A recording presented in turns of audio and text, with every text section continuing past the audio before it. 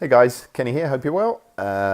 So this video is about consistency and the importance of it, especially when you're starting out. It's easy to start out, as we all do, and expect results straight away.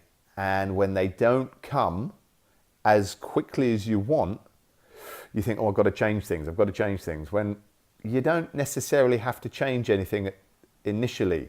What you need to do is give your body time to kind of get used to the changes that you're already making, because the majority of people are not consistent with what they eat and the calories they eat on a day-to-day basis, and we need to be.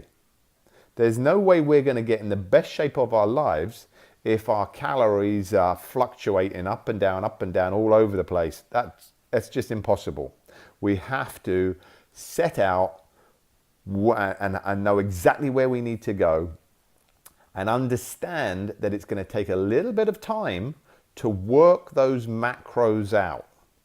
You know, carbs, fats, proteins. Everybody's a little bit different.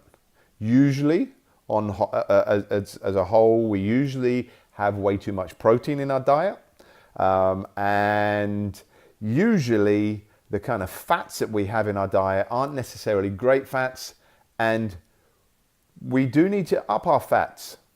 So what I would say is, when we're starting out on our journey, as we are, or you know, maybe you might be in a few weeks, still be consistent. And don't worry if the scales aren't changing straight away. So, for example, I've pushed my calories and pushed my calories and pushed my calories as much as I possibly can, and my weight's gone up rather than down.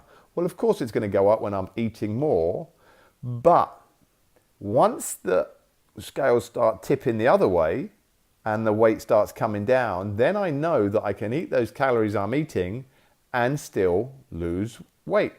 So what I don't want to do is be only putting in half the calories I need to put in and the weight falling off. So I need to push my calories, and then the weight starts tipping over. So for me, my weight hasn't changed now for 4 days. It's been exactly the same for 4 days, but I don't initially change my calories, because I know my body's responding to the workouts I've had, you know, this week.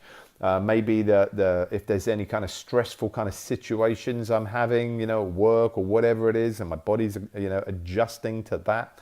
So don't worry too much if things aren't happening overnight. I would say even if something hasn't really changed for a week, we still don't have to change things. What we need to do is start tweaking things and understanding what we're trying to do.